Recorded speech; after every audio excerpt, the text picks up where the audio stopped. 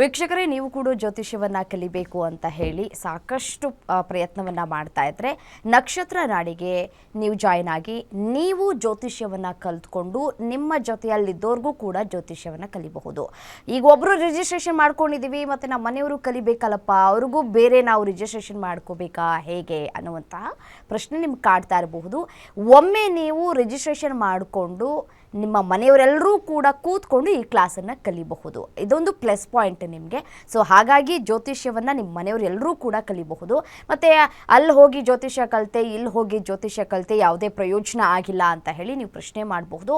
ಒಮ್ಮೆ ನೀವು ನಕ್ಷತ್ರ ನಾಡಿ ಕ್ಲಾಸ್ಗೆ ತರಗತಿಗಳಿಗೆ ಹಾಜರಾಗಿ, ಸೊ ಆವಾಗ ನಿಮ್ಗೊಂದು ಐಡಿಯಾ ಸಿಗುತ್ತೆ. ಈಗ ಅದಕ್ಕಿಂತ ಮುಂಚೆಯೇ ಈ 28ನೇ ತಾರೀಕು ಕ್ಲಾಸಸ್ಗಳಿದೆ, ಅದು ಫ್ರೀ ಕ್ಲಾಸು. 28ನೇ ತಾರೀಕಿಗೆ ಫ್ರೀ ಕ್ಲಾಸ್ ಇದೆ. ಫ್ರೀ ಕ್ಲಾಸ್ನ ಒಮ್ಮೆ ಅಟೆಂಡ್ ಮಾಡಿ, ಸೊ ನಿಮ್ಗೊಂದು ಐಡಿಯಾ ಬರುತ್ತೆ, ಆವಾಗ ನೀವು ಕ್ಲಾಸಸ್ನ ಅಟೆಂಡ್ ಮಾಡಬಹುದು. ಡಿಸೆಂಬರ್ 1ನೇ ತಾರೀಕು ಕ್ಲಾಸಸ್ಗಳು ಆರಂಭ ಆಗುತ್ತೆ. ಇನ್ನು ಇದೇ ವಿಚಾರಕ್ಕೆ ಸಂಬಂಧಪಟ್ಟಂತೆ ನಮ್ಮ ಜೊತೆ ಜಾಯ್ನ್ ಆಗಿದ್ದಾರೆ ಡಾಕ್ಟರ್ ದಿನೇಶ್ ಗುರೂಜಿ. ಬನ್ನಿ ಅವ್ರನ್ನ ಕಾರ್ಯಕ್ರಮಕ್ಕೆ ಸ್ವಾಗತ ಮಾಡೋಣ. ನಮಸ್ತೆ ಗುರೂಜಿ, ಕಾರ್ಯಕ್ರಮಕ್ಕೆ ಸ್ವಾಗತ. ಓಂ ಶ್ರೀ ಗುರುಭ್ಯೋ ನಮಃ.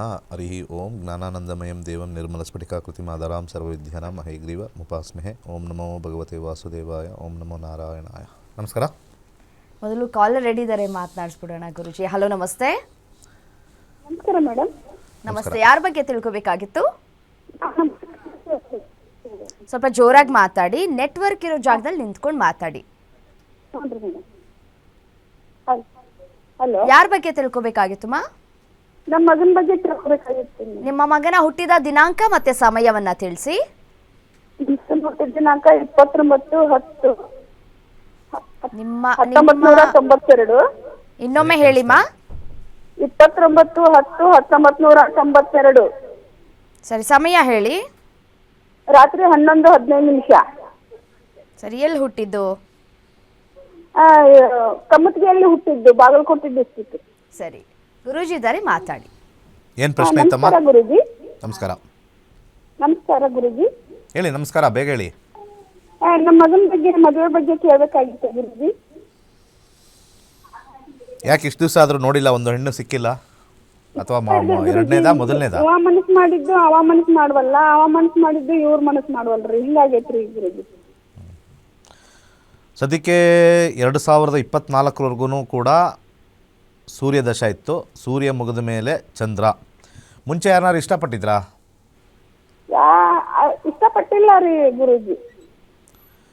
ಇಲ್ಲಿ ಕಾಂಬಿನೇಷನಲ್ಲಿ 5 ಅಂತ ಬಂದರೆ ಯಾರ ಮೇಲಾದರೂ ಆಸಕ್ತಿ ಇರ್ತಕ್ಕಂಥದ್ದು ಅಂತ ತೋರಿಸುತ್ತೆ. ಇಲ್ಲ, ಸೆಲೆಕ್ಟಿವ್, ಇಂಥದೇ ಬೇಕು ಅಂತ ಬರ್ತಕ್ಕಂಥದ್ದು. 5 ಬಂದಾಗ ಮದುವೆ ವಿವಾಹ ಸ್ವಲ್ಪ ಸಮಸ್ಯೆನೇ ಕೂಡ. ಸಾಕಷ್ಟು ಕಡೆ 5 ಬಹಳ ಹೆಚ್ಚಾಗಿ ಕೂತಿದೆ ಜಾತಕದಲ್ಲಿ. 5 2 ರೀತಿ ವರ್ಕ್ ಆಗುತ್ತೆ.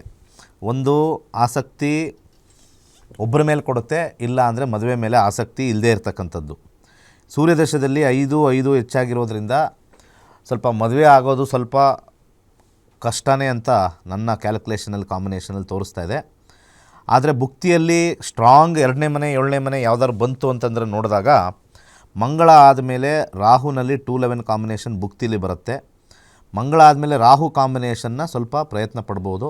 ಆ ಕಾಂಬಿನೇಷನ್ ನೋಡೋಣ ಯಾವಾಗ ಬರುತ್ತೆ ಅಂತಂದರೆ ಚಂದ್ರ ರಾಹು 2027 ನವೆಂಬರ್ ಒಳಗಡೆ ಮದುವೆ ಆಗೇ ಆಗುತ್ತೆ. ಆದರೆ ವೈವಾಹಿಕ ಜೀವನದಲ್ಲಿ ಚೆನ್ನಾಗಿರಲ್ಲ. ಟೈಮಿಂಗ್ ಕೊಟ್ಟಿದ್ದೀನಿ ಅಷ್ಟೇ. ಒಳ್ಳೆಯದಾಗಲಿ.